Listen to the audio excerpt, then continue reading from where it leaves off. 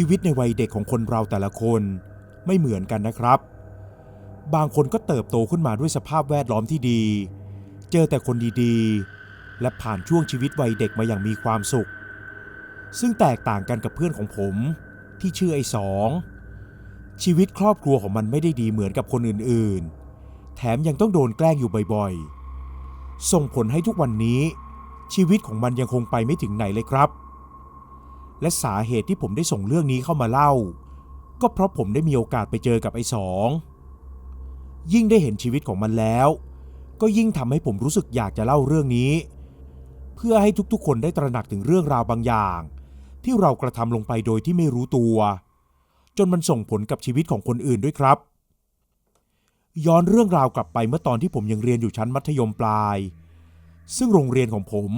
เป็นโรงเรียนประจำชายล้วนในสมัยนั้นเด็กๆที่เข้ามาเรียนที่โรงเรียนนี้ก็ต้องนอนที่หอพักของโรงเรียนกันหมดทุกคนและจะได้กลับบ้านในช่วงวันหยุดเสาร์อาทิตย์หรือเฉพาะที่มีเหตุจำเป็นเท่านั้นไม่เหมือนกับในสมัยนี้ครับในตอนนั้นไอ้สองมันย้ายเข้ามาเรียนใหม่มันเป็นเด็กที่เงียบๆไม่พูดจาอะไรจนผมเองเป็นคนที่เข้าไปพูดจาและเริ่มคุยกับมันก่อนซึ่งกลุ่มเพื่อนของผม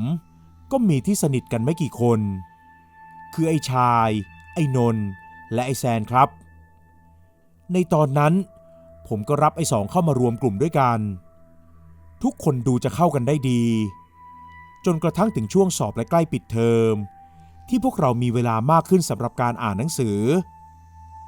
แต่จู่ๆวันหนึ่งไอ้สองก็วิ่งหน้าตั้งเข้ามาในหอนอนที่พวกผมกำลังนั่งล้อมวงอ่านหนังสือกันอยู่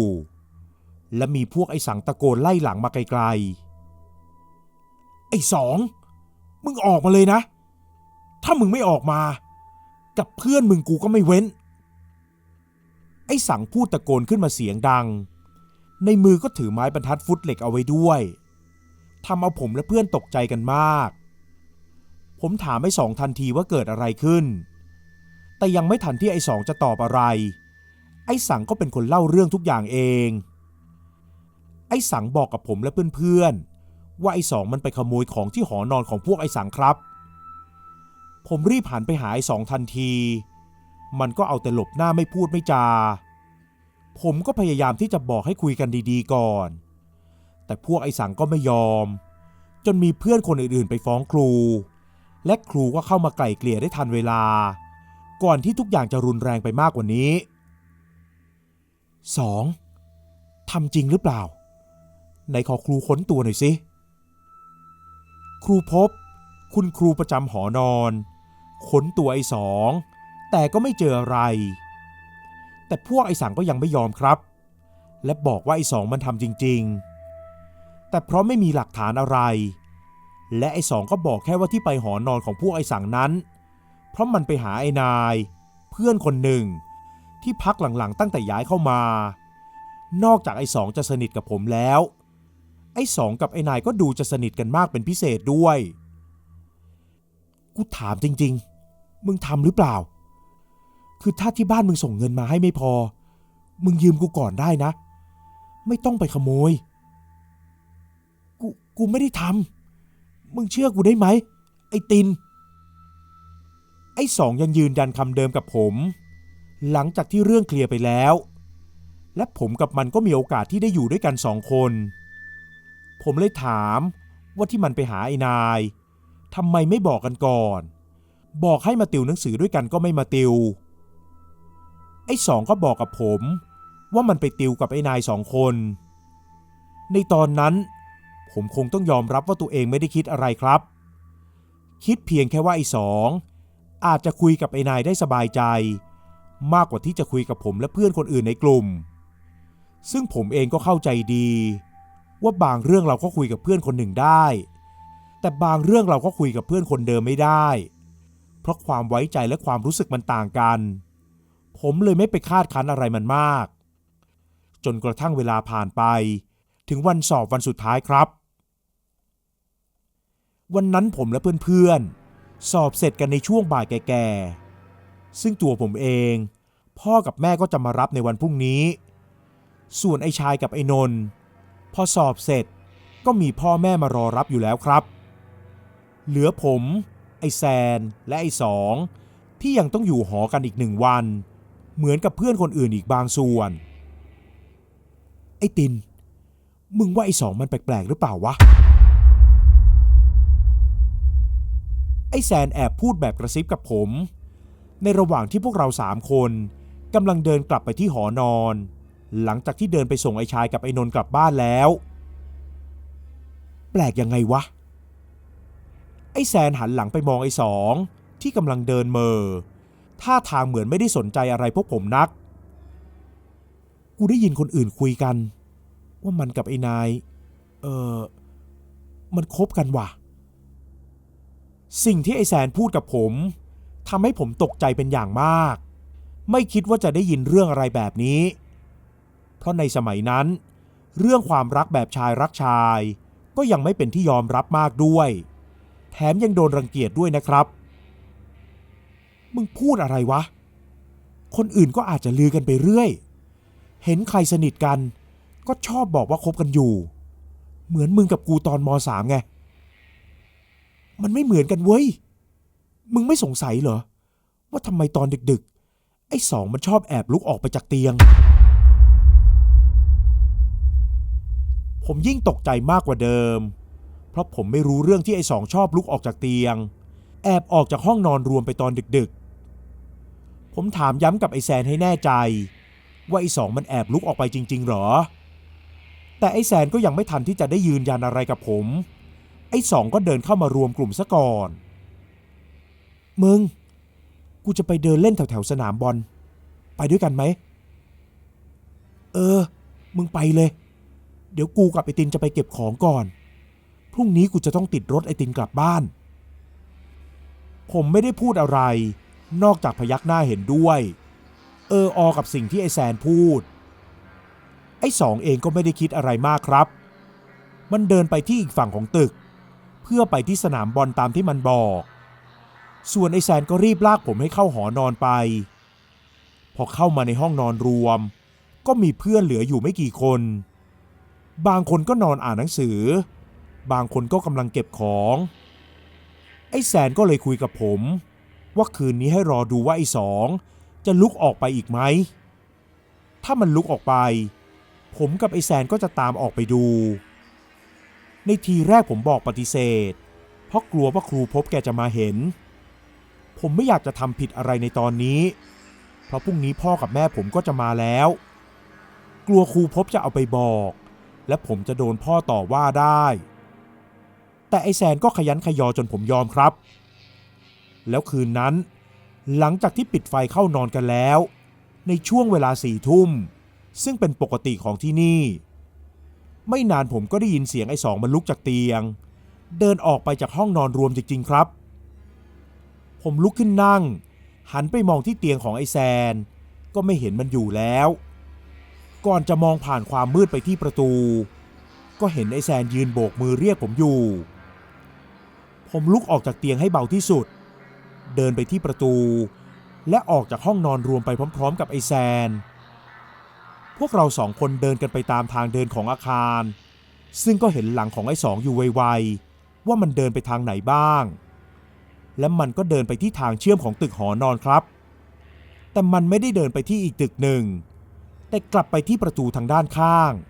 ที่ผมกับไอ้แซนไม่เคยรู้มาก่อนเลยว่ามันไม่ได้ล็อกแม้ว่าจะอยู่ที่โรงเรียนนี้มา4 ปีแล้วก็ตามเฮ้ยไหนครูบอกว่ามันออกประตูนี้ไม่ได้ไงวะกูว่าพวกเราคงจะเป็นเด็กดีกันเกินไปละมั้งผมกับไอ้แซนคุยกันแบบกระซิบเพราะกลัวว่าเสียงจะดังจนได้ยินไปทั่วเมื่อพวกเราเดินมาหยุดที่หน้าประตูผมก็แง้มประตูออกอย่างช้าๆและภาพที่ผมเห็นนั้นก็ทำเอาผมตกใจมากเลยครับเพราะไอ้สองกับไอ้นายมันกำลังนัวเนียกันอยู่ไอ้แซนที่ไม่รู้เรื่องอะไรก็เปิดประตูเข้าไปตรงๆจนทั้ง2 คนตกใจพวกมึงมาได้ยังไงอะไอ้สองรีบพูดขึ้นมาด้วยความตกใจผมก็รีบทำมือห้ามว่าอย่าส่งเสียงดังแต่คนที่มีท่าทางตื่นตระหนกมากกว่าใครเลย ก็คือไอ้แซนครับมันรีบวิ่งออกจากตรงนั้นไปทันทีผมก็รีบวิ่งตามมันออกไปซึ่งไอ้สองกับไอ้นายก็วิ่งออกมาเหมือนกันไอ้แซนวิ่งไปทางห้องพักครูภพซึ่งผมก็พยายามจะวิ่งอย่างเร็วที่สุดเพื่อจะจับตัวไอ้แซนให้ทันแต่ก็ไม่ทันครับครูภพที่เดินตรวจอยู่ก็โผล่มาตรงทางเดินที่ผมกับคนอื่นๆกำลังวิ่งไล่กันอยู่พอดีครูครับครูพวกมันแอบมีอะไรกันครับมันแอบมีอะไรกันเสียงของไอ้แซนตะโกนออกมาผมเลยรีบหันไปมองไอ้สองกับไอ้นายทันทีและทั้งสองก็มีท่าทางตกใจไม่ต่างกันอะไรใครมีอะไรครูภพถามย้ำอีกรอบก่อนที่ไอ้แซนมันจะเล่าเรื่องทุกอย่างออกไปจนกลายเป็นเรื่องใหญ่โตแต่ก็ต้องรอเคลียร์ปัญหากันตอนเช้าอยู่ดีซึ่งครูภพก็จัดการแยกไอ้สองให้ไปนอนที่ห้องครูภพส่วนไอ้นายก็ให้กลับไปนอนที่ห้องนอนรวมตึกของตัวเองคืนนั้นทั้งคืนผมนอนหลับตื่นและกังวลเป็นอย่างมากเพราะถึงแม้ตอนนั้นผมจะไม่ได้ยอมรับเรื่องพวกนี้แต่ผมก็ไม่คิดจะทำให้มันเป็นปัญหาใหญ่โตกูไม่เปลี่ยนใจหรอกนะเว้ยมันผิดเพศแบบนั้นจะเป็นเพื่อนกับพวกเราได้ยังไงวะไอ้แซนพูดกับผมในตอนที่พวกเราเก็บของออกมารอครูภพจนช่วงประมาณ 9 โมงเช้าครูภพก็มาพร้อมกับไอ้สองที่ท่าทางของมันเปลี่ยนไปอย่างเห็นได้ชัดพวกเธอ2 คนกลับบ้านไปได้เลยเดี๋ยวครูจัดการเรื่องนี้เองผมกับไอ้แซนก็เลยจำใจต้องกลับบ้านไปพร้อมกับเรื่องคาใจแต่ในช่วงปิดเทอมผมก็พยายามจะติดต่อไอ้สองอยู่ตลอดครับแต่ก็ติดต่อไม่ได้จนกระทั่งเปิดเทอมที่ผมได้เจอกับไอ้สองอีกครั้งแต่คราวนี้ข่าวเรื่องไอ้สองที่ใช่ว่าผ่านไปแล้วหลายเดือนในช่วงปิดเทอมจะไม่มีใครพูดถึงเลยโดยเฉพาะกลุ่มของไอ้สังครับที่พากันแกล้งและแซวไอ้สองแบบไม่เลิกราส่วนไอ้นายก็มาเรียนตามปกติแต่ผิดกันตรงที่ไอ้สองถึงมันจะโดนแกล้งยังไงมันก็ไม่ตอบโต้แต่ไอ้นายมันจะโมโหและโกรธทุกครั้งบอกว่ามันไม่ได้ทำอะไรผิดเรื่องแบบนี้ที่ต่างประเทศมีกันเยอะแยะแต่ที่นี่ไม่ใช่ที่ที่มึงเคยไปมาไงไอ้ตุ๊ดทำไมไม่บอกวะว่าอยากพวกกูก็ช่วยได้นะเว้ยนี่เป็นเพียงแค่ตัวอย่างที่พวกไอ้สังและคนอื่นๆพากันแกล้งไอ้สองและไอ้นายครับจนกระทั่งช่วงกลางเทอมที่มีข่าวร้ายเกิดขึ้นไอ้นายที่ทนไม่ไหวมันก็ตัดสินใจจบปัญหาของตัวเองพร้อมกับเขียนจดหมายระบายความอึดอัดและความเสียใจถึงแม้จะทำให้หลายๆคนเศร้ากันไปสักพักแต่ไอ้สองก็ยังโดนแกล้งไม่เลิกแม้แต่เพื่อนในกลุ่มของผมเองไอ้ชายไอ้นนท์ไอ้แซนก็ไม่ชอบไอ้สองไปด้วยมีแต่ผมเท่านั้นที่ยังคุยกับมันเหมือนเดิมมึงรู้ไหมว่านายมันมาหากูทุกคืนเลยไอ้สองพูดกับผมซึ่งในตอนนั้นผมก็รู้แล้วว่าสภาพจิตใจของไอ้สองมันเริ่มไม่ปกติมากขึ้นเรื่อยๆแล้วมันคงคิดถึงมึงมั้งไม่มันมาชวนกูไปอยู่ด้วยมึงว่ากูไปดีไหมผมตกใจกับคำพูดของไอ้สองมากก็เลยพยายามพูดปลอบมันไปและดูเหมือนว่าอาการของมันจะดีขึ้นแต่ก็ไม่ดีขึ้นครับจนช่วงปลายเทอมไอ้สองก็ย้ายออกจากโรงเรียนไปด้วยสภาพจิตใจที่ไม่ปกติซึ่งอาการก่อนหน้าที่มันจะรุนแรงมากขึ้นนั้นก็เพราะมันเริ่มตะโกนโวยวายตอนกลางคืนว่าไอ้นายมาหาจะมาพามันไปอยู่ด้วยยิ่งเจอหน้าครูภพมันก็ยิ่งรู้สึกกลัวและโวยวายมากกว่าเดิมในที่สุดมันก็ต้องออกจากโรงเรียนไปและผมเองก็ไม่ได้ข่าวมันอีกเลยครับจนผ่านไปได้ไม่กี่วันคืนนั้นผมที่กำลังนอนหลับอยู่ก็รู้สึกตัวขึ้นมากลางดึกทั้งที่ไม่เคยเป็นมาก่อนผมพลิกตัวไปอีกทาง แล้วลืมตาขึ้นมาเล็กน้อยก็ได้เห็นอะไรแวบๆก่อนที่ผมจะตัดสินใจลืมตาขึ้นมามองชัดๆมึงเอาคนรักของกูไปไหนสิ่งที่ผมเห็นคือไอ้นายในสภาพที่เปียกไปทั้งตัวขยับตัวเข้ามาใกล้ผมและพูดต่อหน้าผมถามหาคนที่ผมก็รู้อยู่แก่ใจว่าเป็นใครผมตกใจถอยหลังจนตกเตียงไปที่อีกฝั่งจนเพื่อนที่นอนข้างๆสะดุ้งตื่นและถามผมว่ามีอะไรผมรีบปฏิเสธออกไปว่าไม่มีอะไรแล้วรีบขึ้นเตียงนอนคลุมโปงทันทีเลยครับคืนนั้นทั้งคืนผมก็นอนไม่หลับซึ่งมันก็เป็นอยู่อย่างนั้นอีกหลายคืนจนผมเริ่มทนไม่ไหวและตัดสินใจเล่าเรื่องที่ผมเจอให้ไอ้ชายไอ้นนท์แล้วก็ไอ้แซนได้ฟังมึงก็เจอเหรอไอ้แซนพูดขึ้นในขณะที่ทุกคนกำลังเงียบผมมองหน้าไอ้แซนและหันไปมองหน้าคนอื่นๆพวกมึงเจอกันทุกคนเหรอไม่มีใครตอบอะไรผมทำให้คำถามที่ผมถามถูกตอบด้วยตัวของมันเองกูมีเรื่องที่มากกว่านั้นอีกนะไอ้ชายพูดขึ้นมาหลังจากที่ทุกคนเงียบไปนานแล้วเรื่องที่มันเล่าก็ทำให้ผมยิ่งรู้สึกผิดกับตัวเองมากขึ้นไปอีกแม้ว่าตัวผมจะไม่ได้เป็นคนที่ทำให้เรื่องทุกอย่างเปิดเผยขึ้นก็ตามแต่ก็ต้องยอมรับว่าผมเองก็เป็นส่วนหนึ่งของเรื่องที่เกิดขึ้นไอ้ชายเล่าว่าหลังจากที่ไอ้สองย้ายออกไปก็มีข่าวเรื่องครูภพออกมาว่าเป็นเพราะไอ้สองมันโดนครูภพล่วงละเมิดมันเลยต้องลาออกพอผมได้รู้ก็ตกใจมากเพราะช่วงที่ไอ้สองมันยังอยู่เวลาที่มันโวยวายว่าเจอผีไอ้นายมาหลอกครูภพก็มักจะพามันไปนอนที่อื่นผมเองที่เป็นเด็กมากในตอนนั้นเราก็จะคิดเสมอว่าที่คุณครูทำมันคือสิ่งที่ถูกต้อง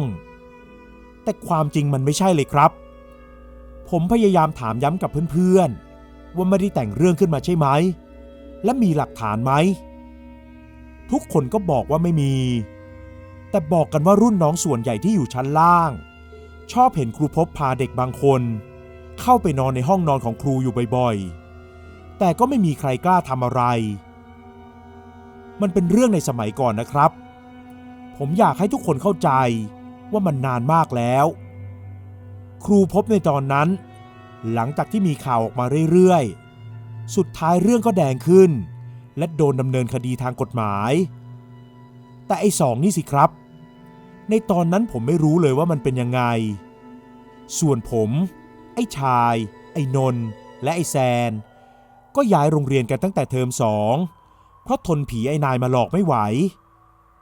และผมเองก็ไม่รู้ด้วยซ้ำว่าตอนนี้ผีไอ้นายจะไปผุดไปเกิดหรือยัง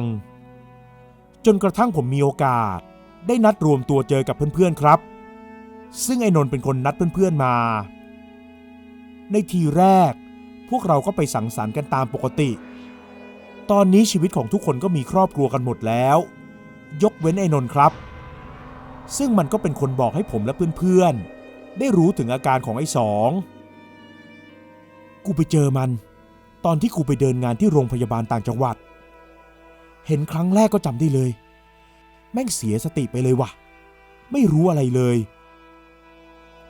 ได้ยินที่ไอ้นนท์มันเล่าแล้วผมก็เวทนาเลยตัดสินใจขอให้มันพาผมไปหาไอ้สองครับและเมื่อผมเดินทางไปถึงโรงพยาบาลที่ว่านั้นไอ้สองที่เห็นผมมันก็ร้องไห้ออกมาและเข้ามากอดผมทันทีพยาบาลต่างก็พากันเข้ามาดึงตัวแต่ผมก็บอกว่าไม่เป็นไรสองไอ้สองมึงใจเย็นๆนะมึงจำกูได้เหรอไอ้สองที่ร้องไห้จนน้ำตาอาบไปทั้งสองแก้มมองจ้องมาที่ผมนายคิดถึงนายมากพาสองไปอยู่ด้วยนะนายพาสองไปอยู่ด้วยนะพอได้ยินไอ้สองพูดออกมาแบบนี้แล้วผมก็ขนลุกไปทั้งตัวเลยครับมันเป็นอาการขนลุกที่เกิดขึ้นตั้งแต่ขาไปจนถึงหัว ในแบบที่ผมไม่เคยเป็นมาก่อนผมไม่ได้คุยอะไรกับไอ้สองมากนักแต่ก็รับปากไปว่าจะมาเยี่ยมบ่อยๆและระหว่างทางที่ผมกำลังกลับไปพร้อมกับไอ้นนท์มันก็พูดในสิ่งที่ทำให้ผมฉุกคิดขึ้นมาได้นายมันตามติดมึงหรือเปล่าวะทำไมมึงพูดแบบนั้นวะกูไม่ได้ทำอะไรมันทำไมมันต้องมาตามกูด้วยก็มึงกับไอ้แซนเป็นคนบอกครูตอนนั้นถ้างั้นไอ้แซนก็ต้องโดนตามด้วยสิวะแต่ไอ้แซนมันเสียไปนานแล้วนะเว้ยมึงจำไม่ได้เหรอคำพูดของไอ้นนท์ในวันนั้นยังคงเข้ามาวนเวียนในความคิดของผมจนถึงทุกวันนี้เลยครับ